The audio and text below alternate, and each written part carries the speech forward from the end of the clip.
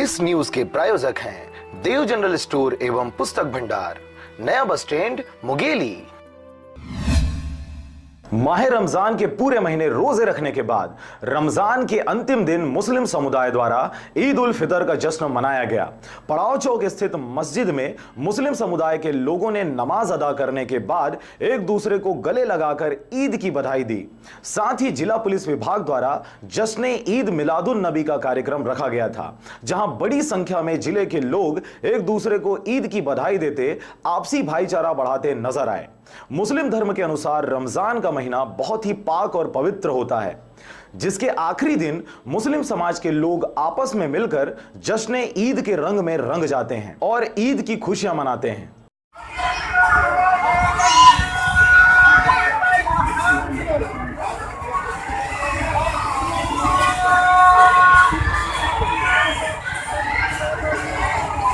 का दिन हमें खुशी मनाने के लिए दिया है कि आपने महीने में एक महीने तक रोज़ा रखा, तरावियाँ पढ़ी और उसके बाद गरीबों का ख्याल रखा।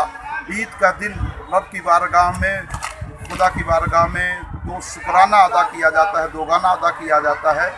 उसी का नाम ईद है, उसके बदले में ईद मनाई जाती है। और ईद का मकसद ये है कि इसमें गरीबों का ख़ास ख्याल रखा जाए, यतीमों का सहारा बन के खड़ा हुआ जाए, बेवाओं के सर पे हाथ रखा जाए और दिगर जो मुफलिस हैं, गरीब हैं, बीमारों की इयादत की जाए, बीमारों का ख्याल रखा जाए।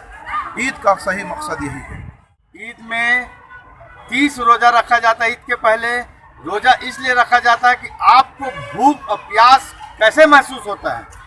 आपको ये एहसास होगा कि गरीब जो खाना नहीं खाता, जिनके यहाँ चूल्हा नहीं जलता, उनका हालत क्या होता है। इसलिए रोज़ा रखा जाता है और रोज़े के 30 रोज़े के बाद फिर खुशियाँ मनाई जाती हैं। अपने से जो अपने अगल बगल पास पड़ोस में जो गरीब हैं उनको अपने खुशी में शामिल किया जाता है, कपड़ा देकर, पैसा देकर, लत्ता के देकर, खाना पीना देकर।